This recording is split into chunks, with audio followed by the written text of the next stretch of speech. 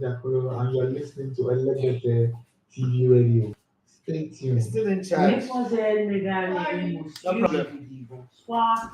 Je m'appelle Okay, Thomas Jesus. Thomas et ce soir, je suis avec LBT sur LBT TV Radio. This is the last show before Christmas. Listen. You're listening to Elebete TV and radio. You are listening Are you hearing to yourself? Elebete TV radio.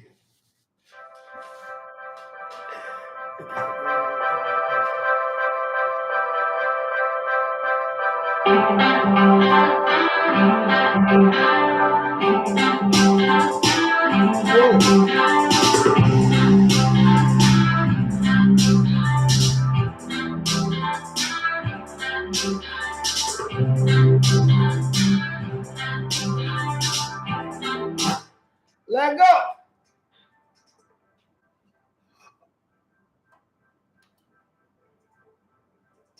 All right, good morning and welcome to the Sports Buffet on Elebete TV radio. My name is Daffy Matthews. You love to come in Elebete on the Sports. It's a wonderful morning, the last show before Christmas. Tomorrow is Christmas Eve, and on Sunday is Christmas. Weekend Christmas always come across like cheating because I like Christmas coming in like on Friday or Thursday, and then we just stretch the whole extra days of the weekend and all that. But hey, it is what it is. My birthday is on Monday, and I'll be here alone because this is Benedict's last show for the year. We'll have him again by January. Also, I'm giving him that break to have Christmas and New Year, relax with the family. I came to the studio today with his cute, handsome-looking younger brother. I don't understand why the younger ones are always fine and shy. I don't understand. Even in my house, that's how it was. So that's how it's been. I don't know about why this little boy. Let me show you guys. Let me show you one cute little fellow, cute little guy. Get out of my screen.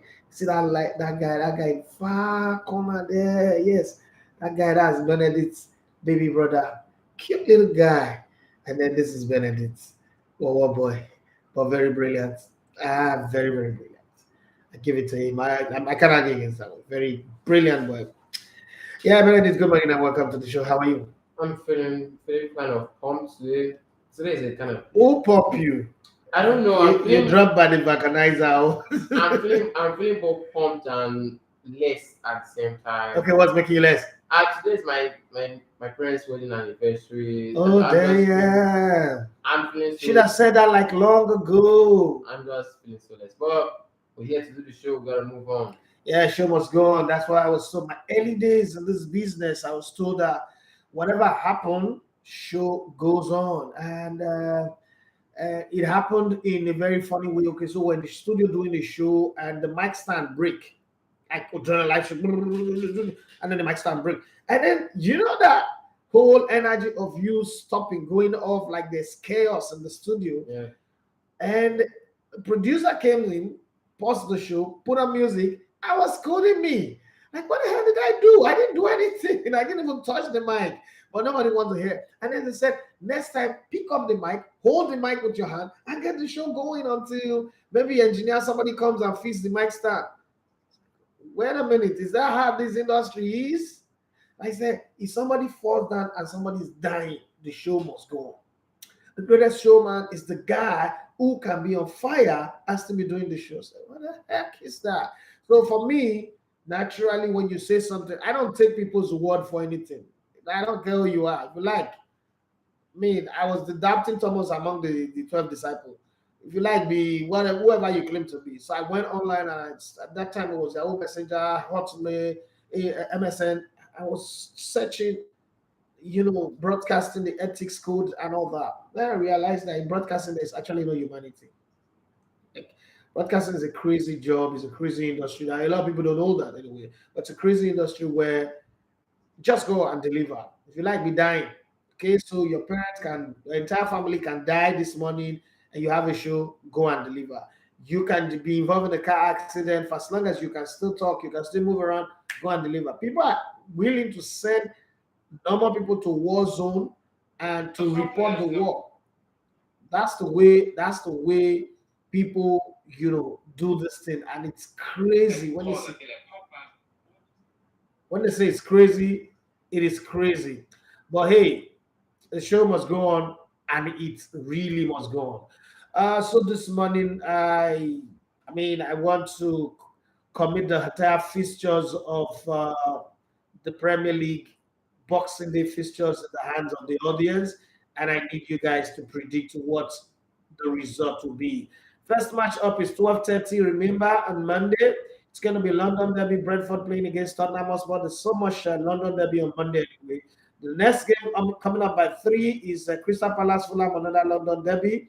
And then there is Everton playing against Wolves, relegation battle. Leicester City playing against Newcastle, the new surprise team of the league versus the former surprise, the 2016 surprise team of the league. And then Southampton plays against Brighton and Hove by 3.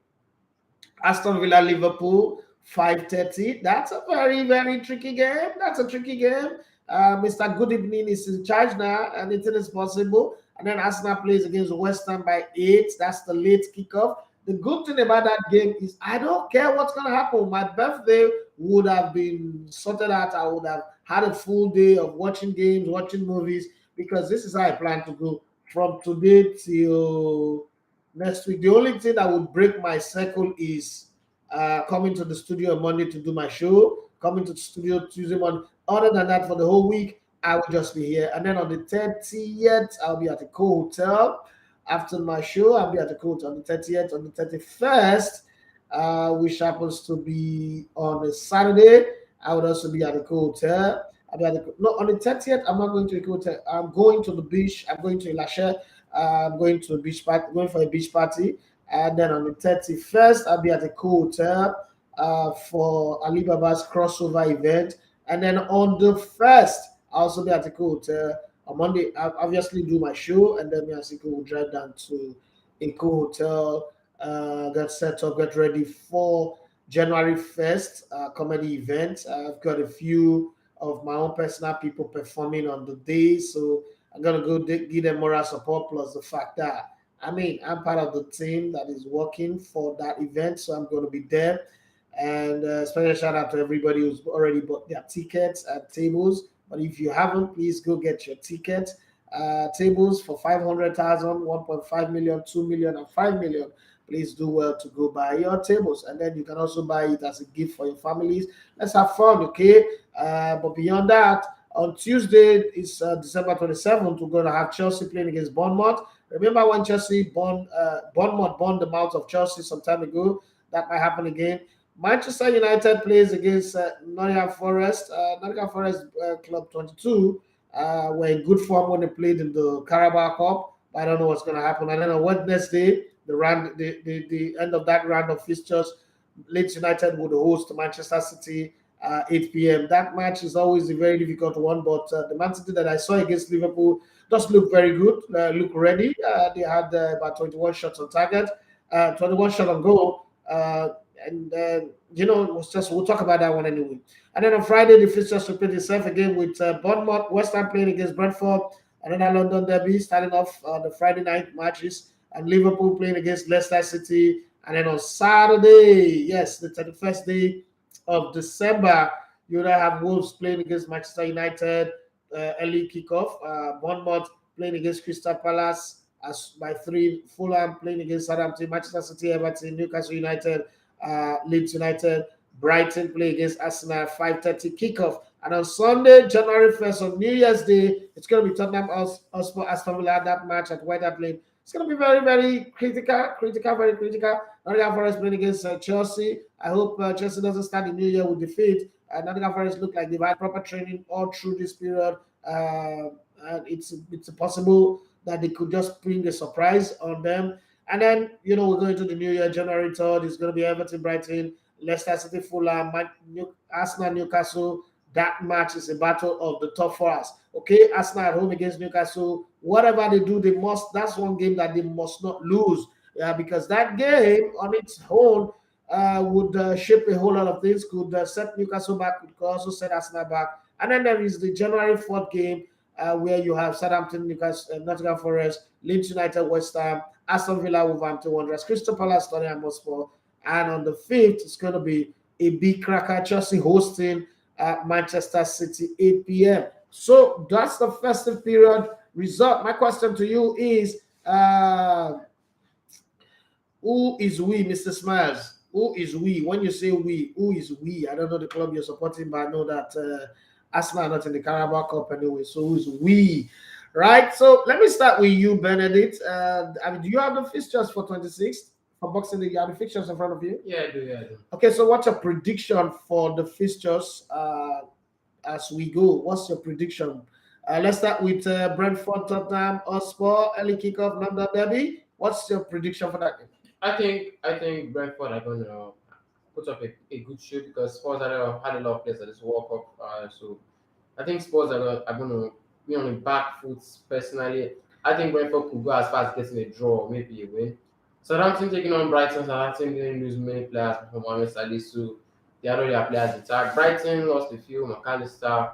I think Southampton are not in good form. New manager, they might want to start the new manager bounce right now, so they could get a draw, go ahead to win that one. Leicester City take on Newcastle. Newcastle are going to get Stroll also, I said against Argentina, Saudi Arabia, so I'm not just going to say it's not going to be a run over, but I think Newcastle are going to win like some 3-1, something like that. Okay. Palace to take on Fulham. Fulham, very, very tricky game. Fulham are definitely the showmakers of this season. No one. That's apart from Arsenal doing what everybody thought they couldn't do. Fulham are definitely the showmakers of this season. I think that. For me, I think the showmakers are Newcastle anyway. You think so? Yeah, because I think this was projected, so that's why it's not. But with the kind of coach that they have and the kind of players that they signed, I'm not sure anybody would have expected them to be up there among the best. I mean, yeah, very true because of especially a manager, and they will also sign over the bad players, but they keep on getting the work. Even some of the players they signed have been injured and out of the team, and so they banked up. I mean, who would have expected Joe Wilcox? Come on, Joe Willock to be such an amazing playmaker? Very true. Come on, let's be honest. Joe Linton, Almiron. But moving on, I think Crystal Palace. I think that game. I think Fulham are going to win. Everton Wolves. I think that game is going to be very, very boring because neither side I'm not even sure that they're going to attack or defend. Because Wolves now have a very, very serious problem on their sleeves with that manager issue. So I think that game is going to end in a draw. Aston Villa, Liverpool surely want to bounce back from this bad. Unai Emery is there. Unai Emery is there, yeah, I know. But I think they're going to just want to bounce back. And Aston Villa, I'm sure they're going to be very, very calm. And they have a lot of players fit. Leon Bailey, who's not in form, fit. Ashley Young might just come back, or Watkins than him. So I feel like they'll have a lot of, but I think Liverpool will eventually get the upper hand. Arsenal, West Ham, London Derby. David Moyes team not capable enough to pose a threat to this Arsenal side. Arsenal might be on the back foot because of Gabriel Jesus not in the team. Yeah, because of that worries me. So yeah. I'm not really overexcited. I want Arsenal to win, but I'm not like arrogant about it right now because Gabriel Jesus brings a whole lot. He brings a whole lot that he doesn't get credit for. He doesn't just score the goals. As much as scoring the goals is good, but even when he's not scoring, he's adding as much value as those who are scoring the goals. So, and it's because of his runs, his pressing, and the way he drags opposition that creates space and opening for people like Odegaard, Martinelli, and Bukayo Saka, and even sometimes for players like Granit Xhaka and Thomas Partey, who he lays it on the plate for. So when you don't have that kind of player, sometimes you really get a tad bit little scared, like, okay, this might just set us back. But hey, this football, let's see how it goes. I just hope that they win. It's my birthday. I mean, well, I think Gabriel Jesus literally is making Martin Odegaard what he is this season. If any other striker was in that team, let's say Eddie Nketiah or the normal box striker, terrible. I think that Martin Odegaard will just be your usual great ball for the striker to score. But he sacrificed his role, and that's it. And every time he was at Man City, everybody criticizing that he's not a striker. But he just showed us that I don't need to worry. It's more than a striker, of course. Because if you look at it now, goalkeepers, they say you should be learning how to play ball playing goalkeepers. But Cameroon coach does not want a ball playing goalkeeper. And if you look at it, the only ball playing goalkeepers that won the World Cup is actually Manuel Neuer. Yeah. Martinez is a normal, traditional goalkeeper. Hugo Lloris doesn't even have to use the ball with his leg. And if you look at, so he just proved to us that he doesn't need to be the striker Pep Guardiola was looking for. The way he wasn't impressed with Kelechi and Achebe. I think it's going to be a big miss for Arsenal. But Arsenal, West Ham are not informed to hold on the Arsenal team. Just look at the Chelsea Bournemouth. Look at what my brother would say. I think Chelsea are going to lose this game. I think This they're your brother? Did you hear me? I think Chelsea are going to lose this. Is that what your brother was saying? No. It's what's his thing called now? His approach or like his response. Yeah, that's the word. His response. I wanted to bring him on the microphone. No, Chelsea are going to lose this game to Bournemouth. I know. Okay, that's what. Solanke and his boys are not. Like Chelsea is going to lose. Chelsea are going to lose. This You're game. sure? I'm not 100%, but I think Chelsea are going to lose. Okay, no problem. Let's come back to Manchester City Liverpool yesterday, the Carabao Cup. I mean, there were a lot of other games the previous day, but let's stay with yesterday. It didn't take time for Man City again to start what they know how to do. Through ball to Erling Haaland, he missed it. Erling Haaland again was a creator for Cole Palmer.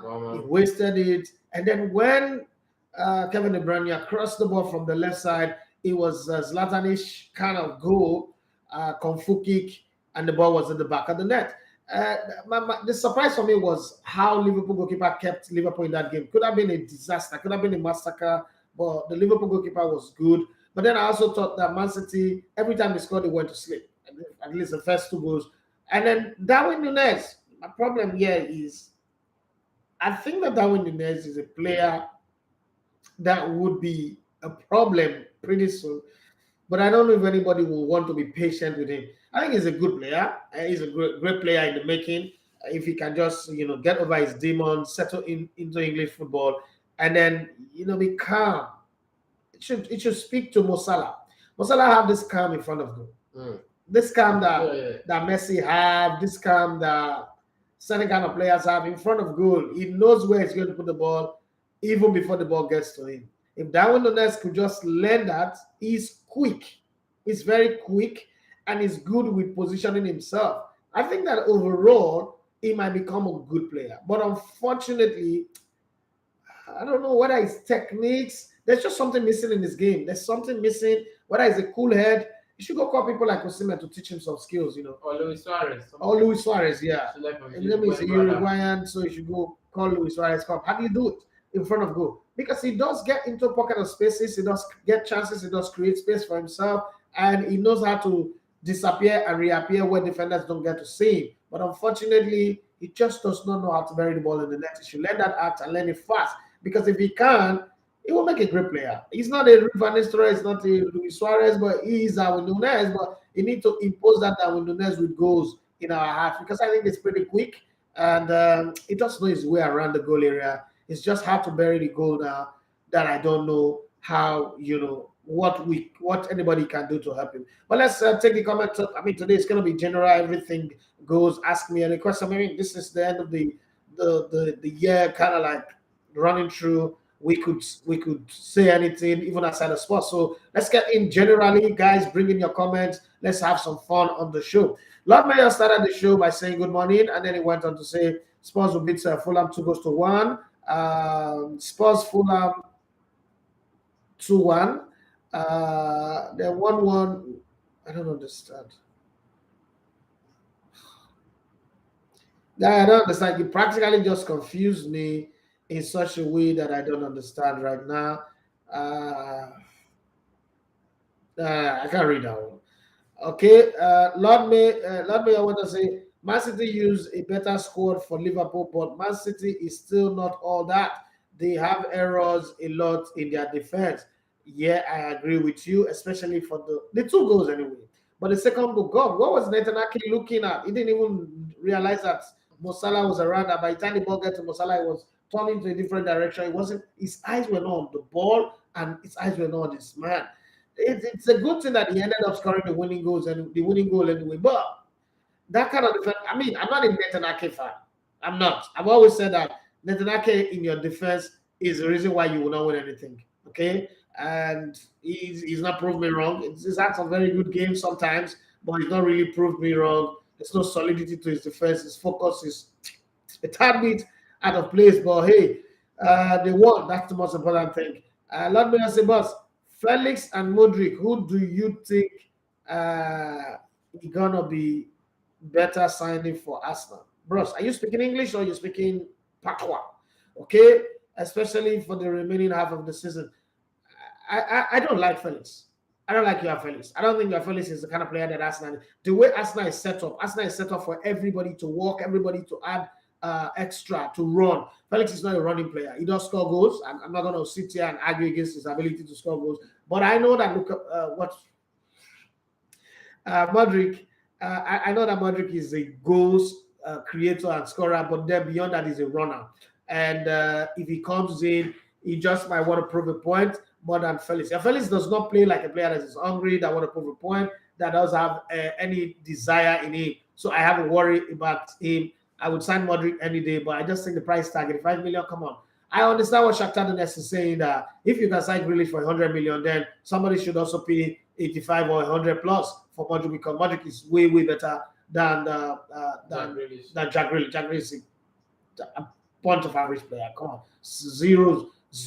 Like for me, just a little bit better than Nicolas Pepe. But hey, somebody pay 100 million. But then again, you understand that the price value of English players is always different in the market from the price value of other players. So we would sit and watch, but I would go for Modric any day other than Felix.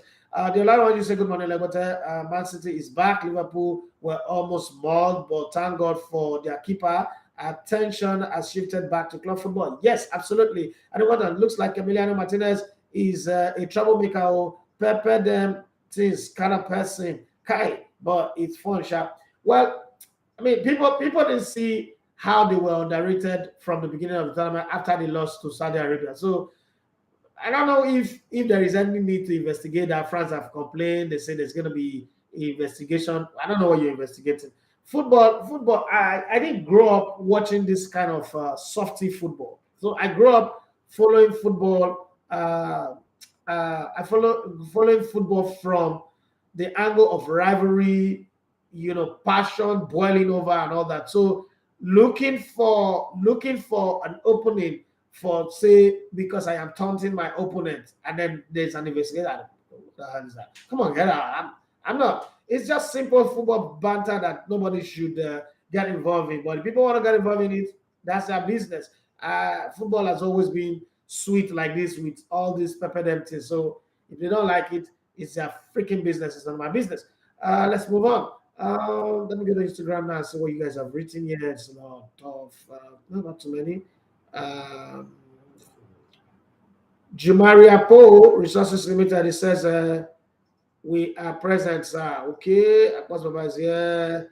Mr. Smile is a good morning. Lebota, good morning to you. Be like, we feel win Carabao Cup. And I said, who's that? He said, Red Devils now. Red Devils win which Carabao Cup? Are you seeing Man City there? Man City beating a Caesar ring, I will clear. Carabao Cup. Which Carabao Cup? Man City will beat you people. Man City will beat them. I know. See, this your brother is a future analyst. I want to say that. The grill. He said, good morning, sports lovers. Let's get started. Arsenal, please do well. Let's hope that they do well. But West Ham is not an easy meet. There could just be problem. Benedict, show your face. Okay, that's according to Smile. Mr. Smile, that's according to the grill. Sorry, Umoru. Nunez is technically deficient. I agree with you on that one, but he should work on it. That's something you can fix in the training ground. Okay, Mr. Smile, he say it's a funny player, but he feels so dangerous, but just doesn't know.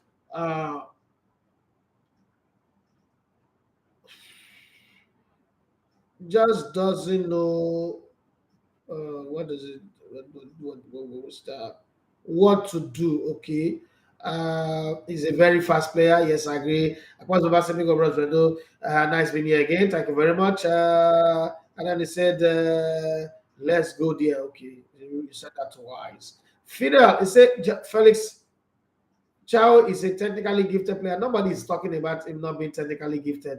But would he fit into this Arsenal setup? Because the Arsenal setup, what Arsenal play, what Arteta have done is Arteta realized that his players do not have the kind of quality that you have in Liverpool or Man United or Man City, for instance. But what he's not done is we might not be as talented as you guys are, but you cannot outwork us. You cannot outrun us. You cannot outpace us. You cannot outmaneuver us. We would outwork you, we would outrun you, and we would win you. So if you bring in a Yafelis who is a stroller, that distorts the whole structure of the team. That's why the question, it's not about technically gifted. Technically gifted, what is he doing for Atletico Madrid? What is the value, because Atletico Madrid too, like Arsenal, like Diego Simeone's idea of football is everybody must work 4 times harder than the opposition. That's how they win matches. And Felix is not playing well for Atletico Madrid because he doesn't work like that. He doesn't have the beast mode. He doesn't run that much. He wants the ball at a certain pace, at a certain position, and he wants to do it at his own way because he thinks he's technically gifted. You know how they say hard work would win talent if talent refused to work hard. Yeah. Right? So this is the part of Felix. Felix is a good player. I'm not arguing about that. But coming into this Arsenal team between him and Modric, that was a question. No, but I mean, it to be insane to pick Felix over Modric. The only reason you pick Felix over Modric is if the price tag on Felix is cheaper and the salary is going to be cheaper. But from the look of things, obviously, Felix is still going to be a lot more expensive, right? It's coming from Atletico Madrid de La Liga, and considering how much he earns already and how much they pay to sign him. That's the biggest part. So I don't think Arsenal would go and be signing Felix. Let's not forget that Arsenal is still tilting around the edges of financial fair play. So they would do themselves a great deal of wisdom to pick up players that would add instant value. Because what Arsenal need right now in this January transfer window is a player that comes in with instant value. If you're not coming with instant value, you're as good as not good enough to be in the team. Because Gabriel Jesus is coming at the end of February, let's say the beginning of March, and between now and that time, there is a truckload of fixtures, about 15 or 18 in all competition. And if you don't do well in that place, I repeat, and I'll say it over and over again, unless it proves me wrong, Eddie Nketiah is not a man that you want to take to that kind of battle. Okay? He's not the man. He does not fit into the beat. Again, Eddie Nketiah does not have the presence of mind, the skill set to deal with to provide for you a substitute for what Gabriel brings to the party. So that's going to be some kind of problem anyway.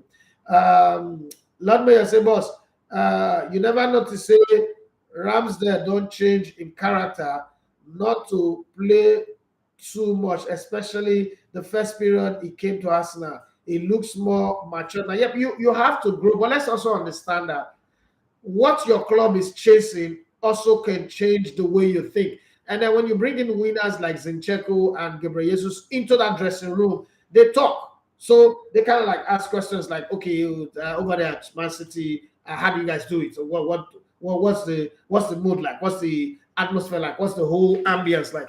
And they get this conversation and they tell you how people zone in, like get in the zone and say, okay, match day, this is the mentality, this is the attitude, this is the focus, this is what we'll do. And everybody wants to copy good thing. Everybody. I remember back in 2004 when I first started, that's not that. Like I always say to people, when I say some people, nobody taught me how to talk sports. Nobody taught me, like somebody trained you. Nobody. There's nobody on this planet that's going to take credit. I was the best before my first day on the microphone.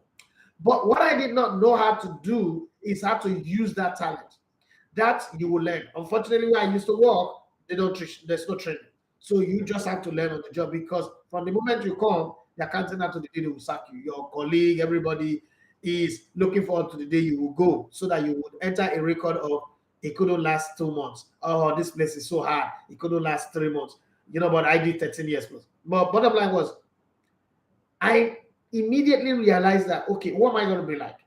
Once I came, the guys that I was gunning for was the sports vision guy. Dejamoto Ibo, Dejitinubu, Bodo Guti, those guys were good. First off, their timing were excellent. They had the best analysis. They had like voice quality that I didn't have. They have it. Those guys were the best. Every other person that was talking sports in any other radio in Nigeria at the time were rubbish as far as I'm concerned. And now this is how football is also. When you hang around champions, you start thinking like them. So I mean, Ramsey had to look at himself and like, okay, this is how champions do, right? This is what they do to win titles, right? Okay, that's how I'm going to be it. That's how I'm going to stay focused. I'm going to, control my defense, command my team, and it's done out well. And then some things have just worked well for Arsenal. First, who would have predicted that William Saliba will come back and be this good? Yeah. Who would have predicted that Ben White will be such a darling, a player of the season already, and accept, after having a great season last season, and accept without a fuss, put his national team career in jeopardy, and accept to play right fullback and have done very well? Who would have thought that Gabriel Jesus would come in and be this good, and Martin Odegaard would grow up? And who would have also thought that of all the games that Arsenal have played this season, what's his name now? The Ghanaian guy, Thomas Partey, will miss only one, which is the Manchester United game, and it will be so consistent. Because I never thought it would be that consistent. Like he played 3 games, get injured, go out, and then Arsenal will struggle. That's why we were all saying, "Oh, top 4 is the target." But it's been a stable force, and they would have also expected that Granit Xhaka, who is a lover of card, yellow and red, that changed. Okay, used to be brand ambassador for MTN and Airtel. It's not changed. Okay, it's not a nice guy. So nobody expected all those ones. Those are the parts where, when you analyze football, the margin for changes comes in. Those are the parts, and then you have to be crazy like I am, to make bold position, bold statement, and even ignore those margins. But those margins have worked in favor of Arsenal. Previous years, those margins will work against Arsenal. And if you look at this season, Arsenal have also played some games. There are about 4 of the 14 games that Arsenal have played in the league. There are about 4 or 5 of them where marginal errors on the part of the opposition have worked in favor of Arsenal. The Brentford game, first game of the season, some of that time that game would have ended in a draw. And the Fulham game, the Fulham game, that wasn't an easy game for them. But then somehow they just managed to drag themselves. So all of those things have also helped the team to bond, to foster unity, and keep themselves going. So it's a different season. You want to say that maybe Manchester United, looking at what they did against Burnley in the Carabao Cup, you want to say that Man United might come back into this very, very rejuvenated. You want to also think that the England quarterfinal defeat might spur some of the English players, people like Harry Kane, people like Marcus Rashford, and a host of the other English players, Bukayo Saka, and they'll be wanting to prove a point, because the World Cup for them was a failure, considering that they got to the semi-finals in the previous World Cup, and this one, first time they meet a stronger position, they got knocked out. And, they really didn't play well in that game. That was a game that France was also not fantastic, but somehow England managed to bullshit. So they want to, okay, let's try and make a statement and get in on it. But let me come back to you on this. If Manchester United needs to, I think I brushed that question yesterday, but we really didn't go deep into it. If Manchester United needs to replace Cristiano Ronaldo right now, because they started the season with Cristiano Ronaldo as a leading striker. So right now, I know that Marcus Rashford have a chance. Antonio Martial is in and out. He's a yo-yo player. He's either out of form or he's injured. Who would you recommend in the market? What kind of player? Maybe you don't have a name, but what kind of player do you think they would need to add up to what they already have to make them a devastating force?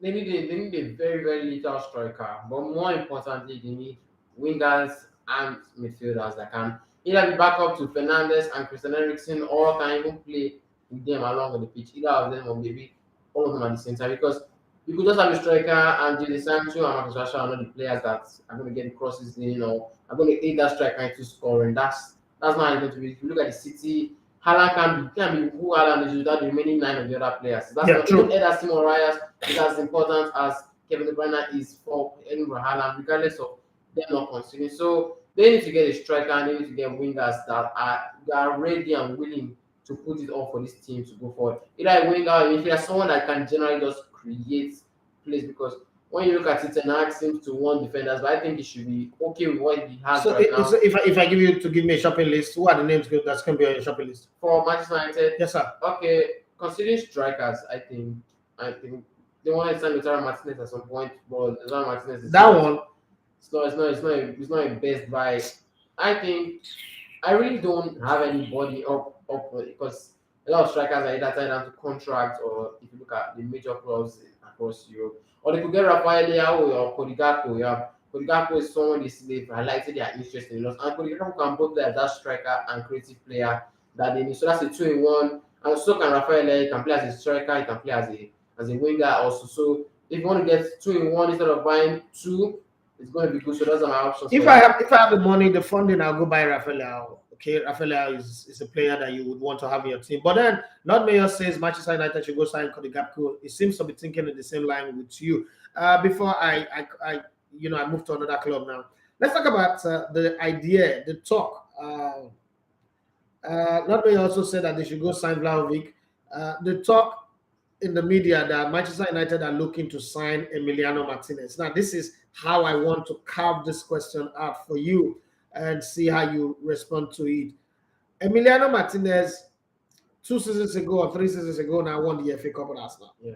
Went to Aston Villa, I've seen them rise, and then he's won the Copa America. He's won the trophy, Bellissimo, or whatever they call that, Finalissima, and then he's also won the World Cup. Now, it's Manchester United. Let's say hypothetically, Aston Villa is stupid enough to sell him. It's a World Cup winner now is bigger than Aston Villa. Let's be honest. I mean, when was the last time you say player playing for Aston Villa goes to win the World Cup? So this is massive. The World Cup trophy, as a matter of fact, Emiliano Martinez can demand for the World Cup trophy to be unveiled at the Villa Park, which is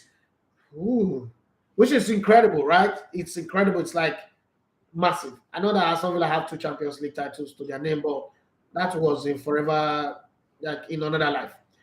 But if Emiliano Martinez goes to Manchester United, would it not be insane to have him sit on the bench for a player that didn't even go to the World Cup, for a player that could not make his national team? Would it not be insane, or does it demand that the club, the coach Erik ten Hag, gives him a guarantee, like Arteta did for Ramsey, that immediately you come in, you're my number one. Prove yourself until you're not good enough, and then I'll put you on the bench. What do you think will be the position if eventually Man United follow through with their demand and their pursuit of Emiliano Martinez? I think the worst thing Manchester United can do is have both of those players in the same team. If they want to get a backup for Emiliano Martinez, that's understandable for me. Because the moment they want to sign Emiliano Martinez, I think they should let go of David De Gea. Without they wait until his contract expires and then sign him wherever Emiliano Martinez can come in. Personally, that's what I feel, because having both, neither are going to be agreed to be number 2. Because what Dean Anderson was because Martinez left Arsenal for not wanting to be number 2. Exactly. And Dean Anderson was number 1 under Solskjaer for a long period of time during the COVID period. Dean Anderson was number 1, but where is he now that Ten Hag is not playing for Nottingham Forest? So De Gea obviously would demand to be number 1, considering his wage and everything. There's not going to be number 2. So I think if you want to get Emiliano Martinez, they need to get David De Gea out. And then there's also the little part of the way Erik ten Hag plays. He plays with the ball playing. I mean, he's a low budget Pep Guardiola. He likes a ball playing goalkeeper. Emiliano Martinez is not a ball playing goalkeeper. So where that rumor is coming from, I really don't know. But I mean, we'll keep our fingers crossed and see how it goes. Let's go to Chelsea. Chelsea have their problems scattered all over the place. everywhere. They have a club owner who really does not understand football. He understands soccer, but doesn't understand football. He understands basketball and the rest. He understands America, but doesn't understand Europe. He's caught between wanting to build a new stadium, wanting to relocate the club, move the club from where he is. Americans are Americans every day. They don't follow the rules. They want to create their own rules. They want life to work in their own way, which, well, that's what everybody wants anyway, until you have people who are bold enough to do it. You can't be jealous of those who are bold enough to do it. Having said that, what is Chelsea's priority right now?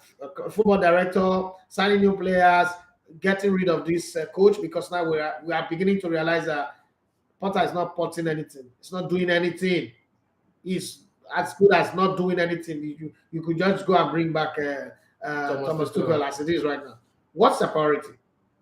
The priority for Chelsea, they need to sign someone that can score goals for them and also create. They're in the same bracket. They have Aubameyang, they have Raheem Sterling, they have Carragher, they have Amanda Borja. Yeah, that's the thing. Pulisic. I think from the previous ones, they really tangled themselves with all these players they got. Carragher, most especially. I can see it right now is like a Belgian, regardless of this form. I really think the coach has already set up his mind that I can see it's not his work material. And I said we just. But after what he did at the World Cup, I said just drastically something just happened. I think Chelsea at this point, they should forget every other thing that is excluding football. They need to find their way back up the ladder, because just the same way. Up the ladder to the top four. Something like that, yes. If you have Aubameyang in your team, you don't make top four. So because If you look at what Germany brought all that political drama into the World Cup, and they didn't even play football. No, they close their mouth, so they couldn't breathe. But that's so I feel like all this relocating stadium, we need to just get the right players. I think the coach can still work out something. We need to get the right players that are going to get them, because I think they need to let go of a lot of players in that squad. But when you look at the contract that I tied down to Christian Pulisic, had a very these are players that do well for their country, not players that do well for their clubs. We see them every day, every time. They do well for their country. But Harry Maguire is a very, very reputable example if you look at it. Although, so I think they need to let go. Christian Pulisic should be gone. Akinzia should be gone if they're not going to use him eventually.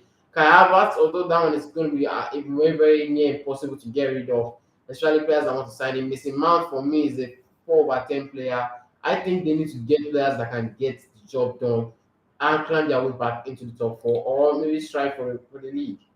Okay, so let's look at a side that we hardly focus on, the league table. So currently, the Premier League table have Arsenal on top with 37.5 points above Manchester City, but the same game played, 14 games played. Man City is on 32 points. But everybody believe that Arsenal are holding the spot. They are spot holders. The real owner of that spot is Man City. My prediction at the beginning of the season is that Man City will win the title. Man City is second, Newcastle is third, Tottenham Hotspur is fourth. So when you look at it, there is Manchester United, Liverpool. I'm talking of the regular, like sitting in the top 4 position teams now. There is Manchester United in 5th. There is Liverpool in 6th, and then there is Chelsea somewhere in 8th. I'm just cutting off Brighton and the rest of them. I'm saying the question is, of these 2 teams in the top 4 currently, Newcastle and Tottenham Hotspur, who's the most likely to get knocked out of the top 4? It's Spurs, of course. So this is me taking it for granted that Arsenal, Man City will be in the top 4 to the end of the season. Who's most likely to get knocked out of the top 4? Spurs. I think Liverpool going to climb back. So will United. So Newcastle I think Newcastle have a better chance of being in the top 4 than Spurs. Doesn't mean Newcastle will finish in the top 4, because the way Liverpool and United are playing and how they seem to know that they are way behind their peers and they need to catch up. I think. But Liverpool were not fantastic in the Carabao Cup. Yes. And right now we cannot place a bet. I don't think anybody can put his chips and say Liverpool is going to win all of their remaining league matches this season. I'm not sure. I'm not sure about that. Are you sure? No, I'm not sure. So nothing is sure, sir. There is still a lot of defeat on the Man City can do it. There's still a lot of defeat on the way for Liverpool. How does that not guarantee they're making the top 4? Man United does look a bit closer. They played 1 game less than Spurs. They're just 3 points behind them. But I mean, with 14 games played, Liverpool are in 22 points. Jesus Christ, 15 points behind Arsenal. That's not happened in God knows when, right? So where is your confidence in them, coming from? My confidence in Newcastle? No, in Liverpool. Okay, Liverpool. I just feel like they're going to climb up. They have a very good goal defense. If you look at Manchester United, they're on 0. So even if Manchester United go on to score 7 goals in their next game, they can still leapfrog in Spurs into the top 4. Personally, I feel like Liverpool know that they are behind, and this is just going to be something that's going to work out for Liverpool in the end. They're going to start winning games. If you look at the teams that they can most likely beat, the Leicester Cities, Crystal Palace, Villa, West Ham, Leeds, although might be in trouble, Bournemouth. These are things that they are going to beat, and it will eventually accumulate towards that point going to the end. I think Tottenham are going to drop out of the top 4 because Tottenham's problem is looking a bit now spiritual, because no manager. Oh Lord! No manager. If Jose Mourinho can't do the job for your team, then I think your team has a very big problem. Spurs have had 2 great managers back to back, from Jose Mourinho to Antonio Conte, and if you still can't get a title out of those 2, you're in forever land. Yeah, sure. Right? Okay, so Felix is a great guy, a great friend of the house, fantastic media personality as well. He said Amanda Broja is injured and does not like the path. Okay, Aubameyang is misfiring just like Sterling, but Chelsea's biggest problem is creativity. They don't have guys that can create chances. I agree with you 100%. How does it seem that once upon a time I have Deco, Balak, Juan Mata, all of these guys who, with their eyes closed, can create chances, not depend on Messi Mount? Jesus Christ. Damn. Oh, you got that bad, man. Okay, on YouTube we have Maybe they just need this one standout player like Eden Hazard. Although Eden Hazard couldn't do the work with likes of Willian in that team. So, Hazard had a litany of people around them. yeah, true. Okay, Hazard didn't just sparkle on his own. Hazard had bunch of sparklighters around him, and it was easy for them to just give him the fire, and he was sparking. Okay, it's different. This Chelsea team is one of the worst Chelsea teams I've seen in like 25 years. This reminds me of the days where they had Trevor Sinclair, Dennis Wise, and the rest playing for the team before the Champagne football came with Rico Lewis. This Chelsea team is horrible. You know, they look like a team that will go down the league. I'm not saying go on relegation, go down the league than a team that will climb up. But hey, football, anything is possible. But these guys are kids. These guys don't have the bare-chested thinking ability to say, oh, we're playing for Chelsea, let's lead Chelsea to the very top. Chelsea doesn't come. For me, it's easy for me to put my hands here and say, you know, cut it off if Chelsea make it top four. Because Chelsea doesn't look like a team that will make it top four. Considering the form of the other teams, Newcastle doesn't come across to me like if push comes to shove, like when you had Arsenal Spurs last season, push comes to shove, Spurs got the win. I don't think if it comes to that game, for instance, that it's going to be Newcastle, Chelsea, I don't think anybody's going to be able to bet their money and say, oh, Chelsea would take up maximum 6 points off Newcastle. No, I don't think so. And then there's some other teams like that in the league as well. So it's going to be a bit, you know, I don't know. What's it called? Felix the Great say, I've looked down on Newcastle too. I've looked down on Newcastle's top 4 chances all season, and I still do not think they will get top 4, but it's not impossible with the other guys misbehaving. I am with you on that table. I think you I must am know with that. you there. I still don't think that Newcastle will make the top 4. I think Manchester United will come into the top 4. I've always said that all season. And I think that somewhere along the line, Liverpool might just come in. So the 2 slots that are going to be taking it away is Newcastle. I'm sorry, Newcastle guys, Tsunamis. I'm sorry, but I've got to say my piece. Newcastle and Tottenham Hotspur. For sure, Tottenham Hotspur will not make the top 4. And then Antonio going to get fired, and then some bricklayers get employed again, and then they go through that summer system of 10 years of miserableness until Levy is told, guy, it's time to go. But personally, I think that Newcastle, if you look at their players, the players are very, very, very diligent. Amiron. The English you speak. Amiron was dead by Jack Grealish. Oh, very well. Wait, I'm coming. Amiron was dead by Jack Grealish to score. You remember that period that Arsenal last season went on this amazing run? Yeah, true. And they were like chasing Chelsea in third position.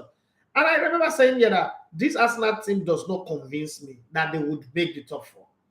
And then last 10 games, Arsenal lost 5 games. 5 freaking games. Those were the reason why Arsenal didn't make the top 4. And people say they lost it by a point. No, it wasn't by a point. They lost Crystal Palace, Tottenham Hotspur, Newcastle 3-0, 2 other teams again. This is Brighton and Hove, and then one other game. They're like, ooh, this guy just needed to win. And then remind me of Arsene Wenger's era where the season Eduardo got injured. Arsenal lost the title by 4 points. They drew against Birmingham, Middlesbrough, and one other team, and you know they lost the title. That was what last season reminded me of.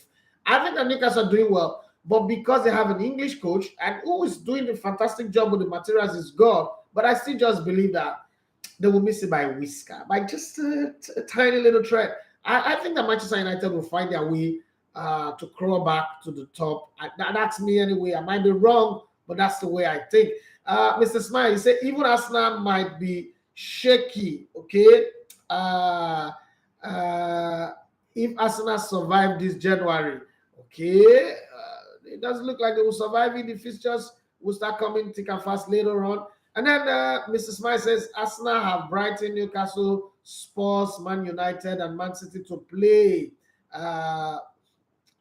That's not a problem. And now Gabriel Jesus, if they survive that, then Arsenal done serious. Well, the injury to Gabriel Jesus couldn't have come at a very terrible time. I tweeted yesterday that it's a blessing and a curse because it means that they will act fast in the general transfer market, but at the same time, if they don't get a player who come in and fit in, that's another problem. Let's just see how it goes anyway.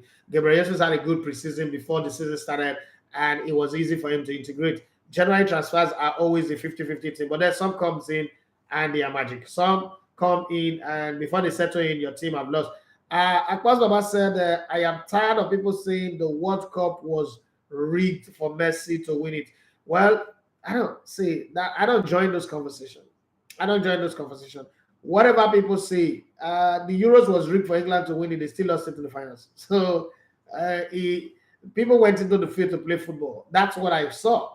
And in playing that football, they gave their best. People didn't see the handball of the French player that the VAR chose to be blind to for that final penalty that was given to France. There was a handball that knocked the ball to Mbappe. The VAR didn't review it. They just gave a penalty because the ball hit the elbow of an Argentine player. Let's say that happened.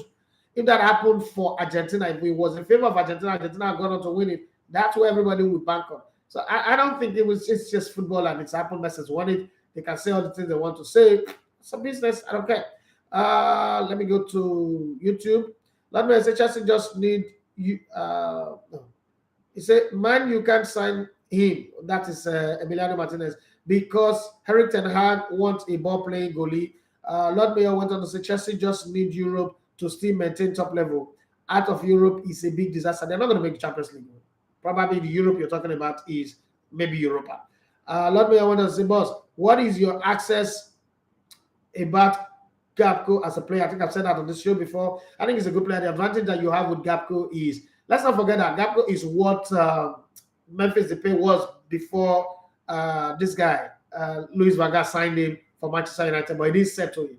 Manchester, with their bad weather, their rain, and their terrible food, also is a problem.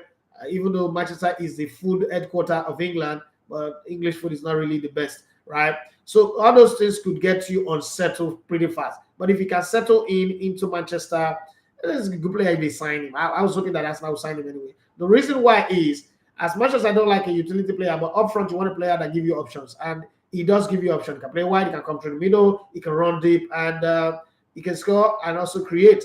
And then he's got a little bit of strength. Okay, there's hunger and drive in him, and all that is very, very good. I think that Cody Gakpo is a good player, but I mean, great is not something that I easily attach to people. So I'm like the professor that will not give you first class. I don't care what you think you are. You have to be extraordinarily good, because in my over 36 years of following football, if I have not seen, I have seen my fair share of great players, from Socrates to Zico to what's it called, Michel Platini, John Tigana, Salvatore Schillaci, Roberto Baggio, Romario Bebeto, George Hagi, Zinedine Zidane, Eric Cantona, Thierry Henry, Patrick Vieira, you know, all of these guys that I've seen, Luis Figo, Cristiano Ronaldo, Lionel Messi, Ronaldo da Lima, you're going to be like extra good for me to give you a great ball. Cody Gakpo is a good player, that I can see. Let me say, boss, okay, we lost Spurs, Southampton, Newcastle, Brighton, and Crystal Palace. Yes, Southampton was the one that was missing. I knew I was missing one.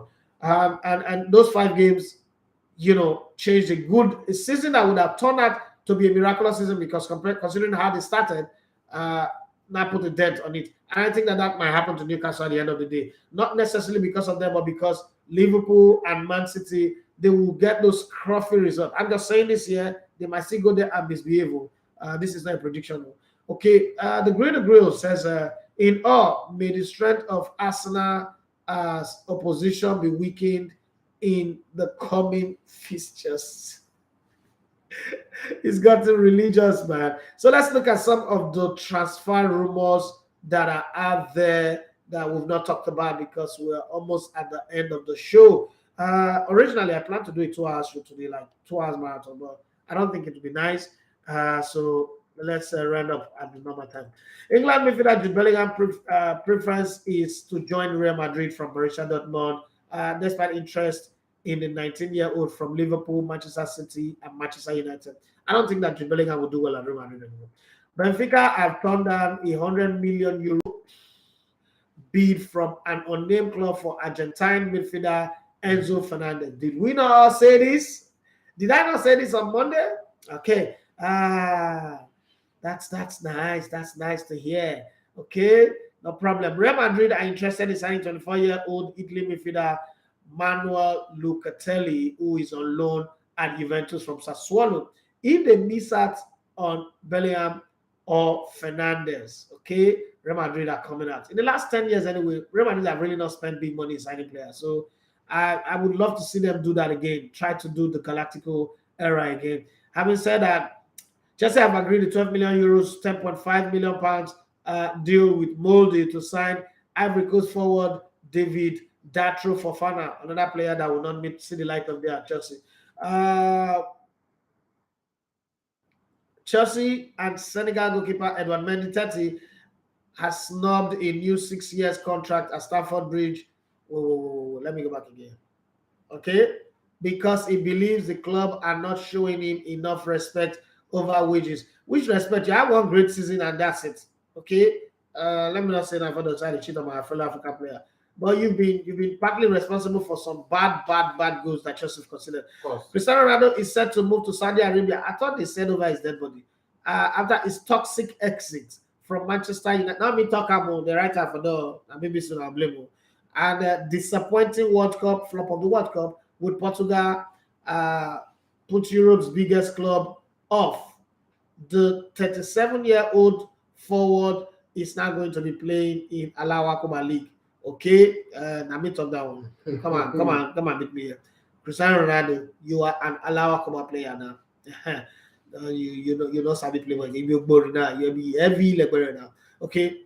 Wolves boss Julian Lopetegui is keen on Spanish forward. Now the Spanish players on this side. Adama, okay. These players they always sign. Okay, okay. Now because you don't be Spanish coach now, I want to bring Spanish player now. Adama tried 26 to sign a new deal with some small player. With the club. That one with the run, the rob Granada for body. Shakhtar Donetsk chief executive Carlo Nicolini has confirmed Arsenal are interested in signing 21-year-old Ukraine forward Mikhailo Modric. Okay, we'll be hearing that since Arsenal please go and get a bid done. Okay, Arsenal are trying to sign 27-year-old France midfielder Adrian Rabiot, who will be out of contract at Juventus in the summer. Okay, come on, scatter the dressing room. Arsenal had to decide whether to let Portugal defender Cedric Soares leave in January, with Fulham leading the chase for the 31-year-old who is also attracting interest from Bayern Leverkusen. Please let him go. And Villarreal, please let him go. Suarez' likely wage of around £75,000 a week is proving a stumbling block on proceedings. Crystal Palace are interested in, but who decided to give Suarez? Hey God, who decided to give this player? Oh, people they do fraud, £75,000 a week, £300,000 a month. The time that they gave him the contract, they didn't have right backs. Bellerin was. This guy has always been shit. That contract, it should be any 50,000. Even 50,000 is too much. It should be any minimum wage. What's that? Why they paying him money like he's the one that cured the COVID problem?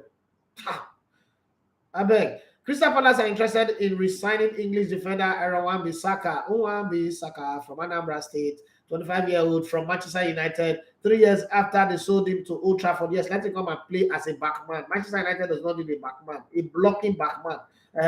Nottingham Forest have joined Fulham in wanting to sign 29-year-old Mali midfielder Abdoulaye Dakore from Everton. You have signed 22 players that are not blended. You still need to sign more. Now, wow, MPFL club. Leeds United have inquired about Everton English centre-back Mason Holgate, 26, with Leon also interested. And let's not forget that Leeds first team coach Mark Jackson is in talks with MK Dons over their vacant manager's position. There is no club in the world that have revolved their coach like MK Dons. Okay, Liverpool and Manchester United finally are among numbers of Premier League club monitoring Preston 16-year-old Argentine striker Felipe Rodriguez Gentile, who scored 5 goals in an FA Youth Cup tie. All these ones, the players will be saying, no, will see the light of the day. Let's talk about players that will come in and add value to your club. Not about these Mugu players on the outside. Where do I stop in the Instagram side of town? Okay. Felix Great, you're fired today. What's happening? First time I'm seeing you getting involved this much. Felix Great say, I'm a United fan. We all know that. Now we know that already. Brother man. I'm a United fan, but I don't think Gapco is exactly what we need right now. A right back and a top-class striker to replace Ronaldo and will be available unlike Massa. Okay, but another thing that I think would work for Man United is the exit of Cristiano Ronaldo will now bring out the best of Bruno Fernandes. And I'm saying this with all sense of respect. Like, people, if it not happen, blame me. Tell me I don't know, but I think that Ronaldo coming into Manchester United destroyed Fernandes, and it also destroyed Mason Greenwood. And then nobody's talking about that, but it destroyed Mason Greenwood completely. But nobody's actually talking about the good performance of Kevin De Bruyne yesterday. Yeah. But the reason why we're not talking about it is, why didn't he do that for Belgium? Okay, Mr. Smile, he said, is Bellingham as good as the English media say he is? He's good, you know, it's not English media, but I think the pressure of playing for Real Madrid is a big one that I don't think it's got the ability to handle right now. Okay, your rating for Aubameyang is strange to me. That's according to Steve Oku. He had a good start for Arsenal. See, my rating is not strange. The only reason it is strange is because you don't know ball. Aubameyang played for Arsenal 5 seasons. Arsenal didn't make the Champions League. Arsenal had Francis Jeffers, had Nicolas Brentner, and made the Champions League and went all the way to the quarterfinals. So it's like telling me that Marcus Bent or Darren Bent is a great player because they scored 30 goals in a 28 goals in a season. Okay, for Crystal Palace or Ipswich Town. See, I don't care how much Aubameyang scores for Arsenal. Aubameyang was a useless player. I'm saying that with all sense of responsibility. Aubameyang is not a player, and I've said this before Chelsea signed him, and I'm going to still say it until it proves me wrong. Aubameyang is not a player. In football, there is this thing in football where you lose a game and you feel bad that you lose a game. Aubameyang is not a football player. Aubameyang is somebody who just benefits from football. Aubameyang is like Tom Polo. Oh, I'm from the riverine area, so give me money. Oil pass my place. I don't care what happened. Let me earn money. That's what Aubameyang is. Aubameyang is not. Look at him playing for Gabon. Look at him playing for Arsenal. As much as you think, oh, he won the FA Cup for Arsenal, there is something in football called winning through the grit. Aubameyang is a guy who is good on his day, but on his good day. But there are a lot of days where Aubameyang is not good. He cannot push the team across the line. Gabriel Jesus, new signing, not spend so much time with Arsenal, could go bad later. I've had days where he's misfiring, but his contribution is helping other people to score. Aubameyang is the poor man version of Cristiano Ronaldo. When he's in his element, you will see stars, fireworks everywhere. When he's not in his element, he does not help the team in any way. He doesn't contribute. Aubameyang can confidently be strolling and be something that he mumut it. Where be like shovel it, that your party be like shovel it, and everybody will feel good about him. You know why? Aubameyang played the politics of football that a lot of people know how to play. First thing he did was when AFTV, Arsenal Fan TV, was on the rise, Aubameyang made friends with almost everybody. His name was on the lips of everybody. Listen, I'm an analyst. I know how the media work. I've been in this industry long enough. The media can make a useless player become very big. And the media can also make a very good player look average. Okay? It depends on how they want to swing it. For 2 seasons, the English press made Jack Grealish the best player. Not knowing what statistics to give him, they said he's the most fun player. Since he went to Man City, how many times did they fail? You see, the thing is, they want to sell it. If the media want to sell a player, this is what we do. Media is PRO now. If they want to sell a player, if they want to sell you, they will make you a Jesus. They make you a Messiah. If they want to destroy you too, they will make you a devil. So, Aubameyang, yes, he scored goals, but how do you play in that Arsenal team that had Mesut Ozil, Santi Cazorla, had everybody, Alexis Sanchez, and you can't even make it to the top 4 anytime for 5 seasons? See, let's not even have that conversation, because when people tell me that I am making Aubameyang look bad, you're making me look like maybe in the back of TV when I watch. Because the truth is, Aubameyang had every tools around him to lead that team up to start to the place that he's supposed to be. And then he left us now, instead of him to quietly go about his life and live his life after taking all the money that he took from the club and everything. He said that Arteta cannot coach big players. Like, that's the stupidest thing any footballer should make. It tells you that Aubameyang is, first of all, does not even understand what football is. A coach job is not to coach big player. A coach job is to coach a football club and get result. And if he can do that with small players, so be it. If he can do it with retired or old player, pensioners, so be it. But there's no such thing as big player. You're a big player. You can take a club like Arsenal to the top 4. Come on, get out. Come on, get out, my friend. About what? Let me even read the full statement that you put out there. But I just needed to respond to that thing you said. He said, your rating of Aubameyang is strange to me. He had a good start for Arsenal, international return.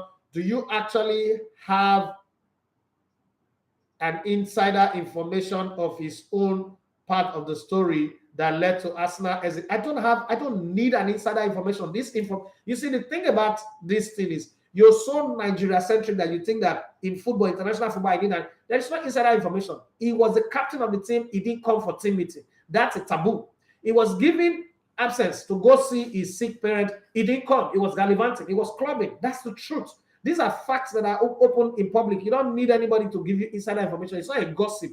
It is football. It's played in public. It's not sex in the bedroom. You don't need to come and tell you that, oh, my guy was doing 40 seconds. No, this is something that is done in the open. It's like being a presenter, you know, Sabi, say you need insider information to know say person Sabi. No. You come out here, if you talk, you don't say you know Sabi, you know Sabi. Finally, it's great to say the Benfica story feels like PR for me. Either the agent of the club singing their own song, 100 million already for Enzo. But then if you win the best young player at the World Cup, that number is good. First off, let's not forget that Benfica traditionally have a history of selling players at big money. Darwin Nunez, Yao Felix, Angel Di Maria, Jimenez. Benfica have a tradition of buying shaft and selling them for big money.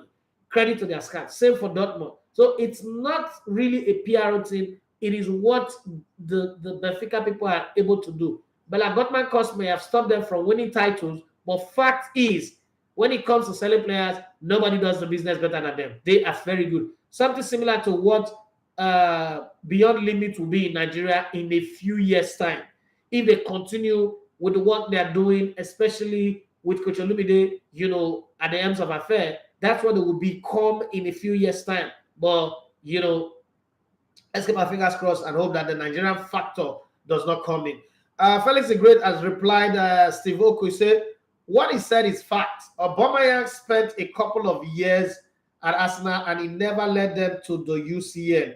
He is let go and the club are on track to do it in one season. I don't understand when they ask for inside information. Like, you know, the watch ball. When was the last time you see Arsenal start a season this good? And if you look at, let's be fair to everybody. Forget say that they bought Gabriel Jesus and Zinchenko from a Manchester City team that is winning, that won the title. If you look at the players that Aubameyang played with compared to the players that Arsenal have right now, these guys are shit. And then if you look at the competition that Aubameyang had to deal with compared to the competition that Arsenal is playing against right now, these same players are shit. Aubameyang was rubbish. Aubameyang does not have the gumption in him. So yeah, let me tell you, I was working in a radio station one time, and we had this situation where another radio station was coming hard. Right now they are top. Nigeria Info. They are top. But at the time they were coming hard, they had money more than us, they had everything more than us. And one day, you know, my chairman was panicking, was going to court and all that. And I sat with my guys and I'm like, guys, not on my watch. Those guys are good, but I mean, they are strongest man in Man Elite team. I trained that guy, right? We'll couple them, we'll put them for the see, they will take their place until we say we'll not do again. That's how footballers talk. Forget what coaches say. Footballer, you think Roberto Di Matteo was the one that won the Champions League in 2012 for Chelsea? No. Those players, the Lampard of this world, the Drogbas of this world, everybody, Juan Mata, sat down and said, guys, this is our fucking last rodeo. If we don't win this one, we're not going to win it again. And it's got nothing to do with whether there's a good coach, because we've also had good coaches, bad coaches. We've also helped to fire coaches. But right now, let's fire this club and win the Champions League. That's what leaders do in the dressing room. In the you can call Pogba all sorts of names, but in that dressing room for the World Cup, we saw Pogba come to life. Aubameyang, please show me a clip of Aubameyang coming to life in the Arsenal dressing room. Other than sunning his rotting teeth, and then he comes out and he's talking nonsense. Now, he's got to a club that have a 20 years history of being one of the most successful. If you take away Real Madrid and Barcelona, Chelsea are the most successful club in the last 20 years. He's gone there now and he's laughing again. I'm not saying you shouldn't laugh like Okocha. That's also one of the reasons why I don't like JJ Okocha UK. But the truth of the matter is, you cannot take the game by the scruff of your neck. Would you take Aubameyang ahead of what's it called? This guy that played for Chelsea, also Atletico Madrid, the Brazilian guy that played for the Spanish national team. Morata. No, Morata. That one, a money laundry player. Talking of the guy that played with the Dinazar that scored 19 goals. Gonzalo Higuain. No, the Brazilian guy. William. Get out. No, you don't know anything. The beast, the guy that was always getting card. What's his name Diego now? Costa. Diego Costa. Yeah. Would you put Aubameyang over? Would you pick Aubameyang over Diego Costa? Nah. Aubameyang is shit. Nobody should come and tell me that he had good time. Good, nothing player.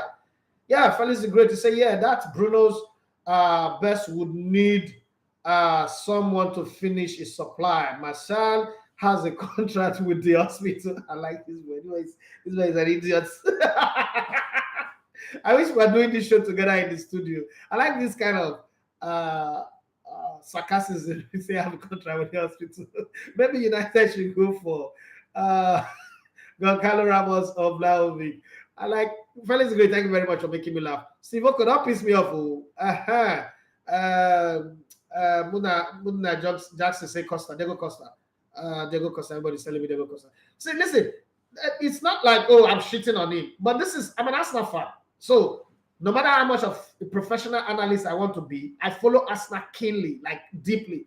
Aubameyang is shit. And because of Aubameyang, Chelsea will not make top four. Because the thing is, there are three types of football games. There are the games that you would win, irrespective of your form. Those ones are your guaranteed point if you're a top team. Then there are those games that are marginal. They are 50-50. Some days you will win them, some days you will not. Then there are those games that are banana peels in football. If you come prepared, you might not be informed, but you will drag yourself through. You will win them. If not for Pep Guardiola that came to the Premier League, Jurgen Klopp would have won the league for 5 straight seasons. Of course. 5 straight seasons. You know why? Because there are games when they are not even ready. That you can tell that these guys are not ready. But Sadio Mane will drag them across the line. Mo Salah, those guys. Those are the kind of players you need. When Diego Costa played, you can curse him, Cesar is a dirty player, is he this, is he that. But when he played, you could sense that when he's coming out of that dressing room, he had already told this player, Eden Hazard, if you misbehave, if I beat you, we go win this game. This Arsenal, these small boys. So we want to play football now. These small boys who come, say they beat us. No, you know what happened now. You see the fire in their eyes. They're playing against Fulham or some of those small clubs. They just make you know straight that shoe get size. Aubameyang does not have that energy in him. He doesn't have that, And I used to go for hard tackle. Back in the day, I used to do hard tackle. My first rule is win on Monday. Because, you count by 5, right? Monday to Friday. Win on Monday, win Tuesday, Wednesday. By Wednesday, when I'm done winning the 3, I know that, okay, I could do 5-0. But it's not going to be easy because the rules is win 1 and lose 1. That's the in-house rule. But I don't go into that place and say in-house rules. We'll follow in-house rule.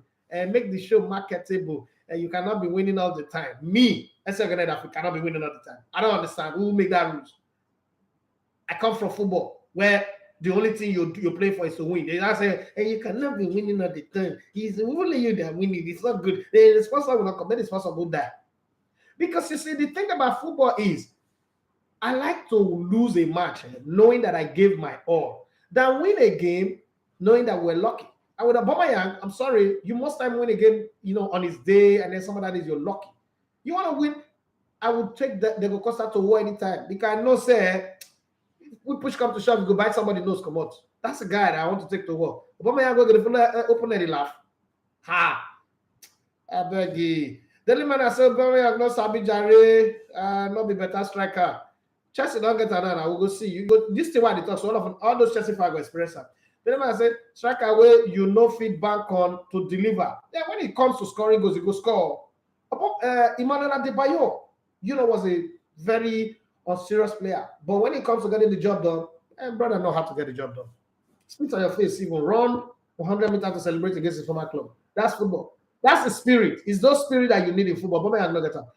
Aubameyang give me Anthony Marcel vibes also in United. Anthony Marcel is another one. That boy reminds me of someone that I worked with. If I look at Anthony Marcel's face, I know the person I talk about, but I just don't want to talk about it. United will suffer to if them no buy striker for January. I just do hope that they would buy. But I think the exit of Ronaldo will give them this is my opinion. I think it will give them a lead because Man United were already on the cusp of progress going forward when they now went to go and bring in Cristiano Ronaldo, who became the demon that destroyed the whole good work, the whole progressive movement. So now they are restarting that engine, and hopefully they can go well. Diliman, I say Obama gives. Okay, I think I've read that one. Felix is great. He said the thing is, when a team has Oba, they think they have someone with goals in there. But football has gone a bit beyond just goals and occupying space. Chelsea go suffer. See, Felix, some money just a try come inside this studio. Maybe you did this today because your kind of energy is my kind of energy. Having said that, we need to go now. We really need to go. Where did I stop in the YouTube? Lord Mayor said the fans loved Obasha. He won the heart of Arsenal. No, the Arsenal fan, don't win my heart. It's a useless player. Then he said Diego, yes, Diego Costa. Patrick A. Romana, fantastic guy, good guy. He said, boss, you the verse this month. Are they para? Somebody tell me say I need inside information to talk about Aubameyang, a player that played for my club for 5 years, 5 seasons. Like from the match they won, we know say we're not go Europe. Match they won, Arsenal became a club that was even in the 8th position. A Arsenal football club. We might not be great like Man United, like Chelsea, like Liverpool, but hey, for what? I'll mention Aubameyang and mention great striker. We mention great striker and become better people. You know, if you name all the top strikers that have played in the Premier League, you can't put Aubameyang above anyone. Let's put names: Alan Shearer, Thierry Henry, Ruud van Nistelrooy, Andy Cole, Dwight York, Robbie Van Persie, Teddy Sheringham. What's it called? Give me some. Diego Costa, Jesus, I didn't mention Didier Drogba, father. Wayne Rooney, Yakuba Ayobeni. Let's name. I'm gonna pick Mitrovic over Aubameyang. Who the hell is he? Fulham are where they are today because of Mitrovic. Yeah, true. Even this Ivan Toney, so I'll pick up my head off. When it comes to grind, Aubameyang made the grind. Harry Kane is almost eclipsing what we call as a striker is almost eclipsing Shearer. The thing with Spurs is a costume. As I say, costume. Spurs is a costume that have misplaced priority. And Aubameyang played in a team that is better, that have a better objective. How can you have Santi Cazorla, Alexis Sanchez, Mesut Ozil, prime Mesut Ozil, and you know if you make top 4? Okay, what about Lukaku? Lukaku, tell it. Jamie Vardy is a great player. He won the Premier League. He won the FA Cup. Jamie Vardy is a great player. You can't mention Aubameyang and Jamie Vardy on the same sentence. Jamie Vardy took the worst club in the Premier League to go win the title. You can't put them on the same conversation. Jamie Vardy is a club legend. His children will come and still be club legend. Like they're not going to play football, but they'll be club. Aubameyang is not a club legend in any way. From AC Milan to Dortmund to Arsenal, Barcelona needed a striker. They sell him. What are you saying? They had only one striker. They still let him go. Like my friend, get out of this place. We don't need you. You don't understand what you think. So go and buy good plated Lamborghini. I mean, it's sunny your teeth and you're like food. Let's do, guys. Is there any big story that we need to talk about today? Not really. So we'll touch everything, right? Touch everything. Daily man, I say, are you even considering putting Aubameyang on the same sentence with the names you are calling? You can't. It's Aguero. I didn't even mention Aguero. I didn't mention Aguero. You see names. Aubameyang with them Bonnie, with Fred Bonnie, or them Adam Traore. They're the same play group now. This guy just spoiled my show today. My show was going well, enjoying it, preparing for my birthday on Monday. And the guy just Steve Oko just came here and make it look like I just shit on. I'm there by you them, all of them. Even Lord Breckner is ahead of Aubameyang. Aubameyang and then Nicolas Pepe and I be made now.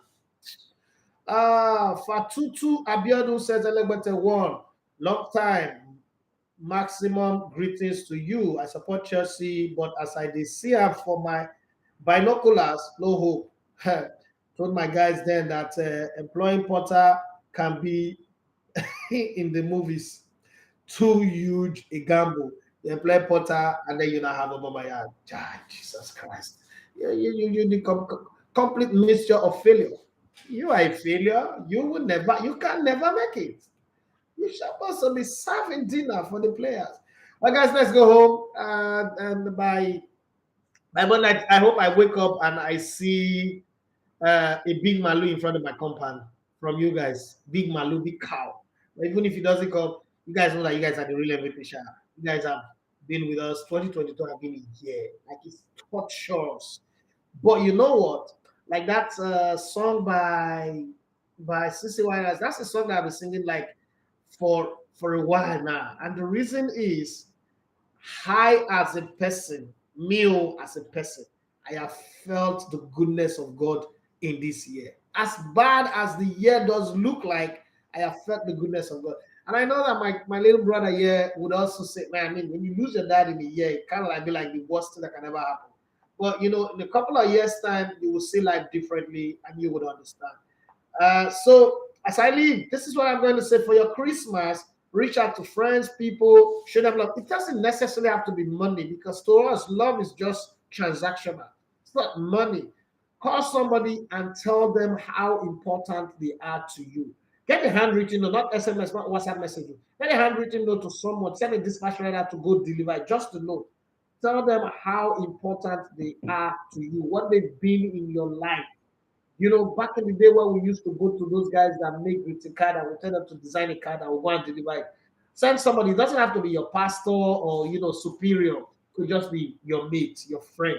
Let them know how important they have been to you. For me, it's those guys in the Elevated TV and radio family. With you guys have been amazing. Every one of them have been the greatest group of people that have kept me going. As a matter of fact, we would not be where we are today without the Johnny Gaffar, Roland Ibriton, and a host of other guys who always show up. Lord Mayor, Cars underscore 347. God, what would I do without you guys? Boss Baba, Patrick and Roman have massive advice and inspiration every time, teachings and guidance, and every other person that have been supportive of this brand. I guarantee you that we will go into the new year doing great. But on Monday, forget birthday or not birthday, I was trained in this job that the show must go on. The show supersedes the showman. I'm going to be here on Monday morning, all alone. I know you guys will be opening your boxes and all that, but I'm going to be here. I hope you guys are also going to be here with me. Have a wonderful day and Merry Christmas to you all. Bye bye. Hasta la vista.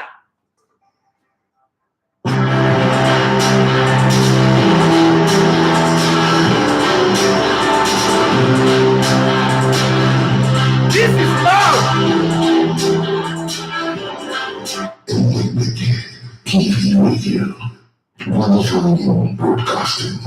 Listen. Thank you, sir. You're welcome. You're listening to Elevated TV and Radio. You are listening to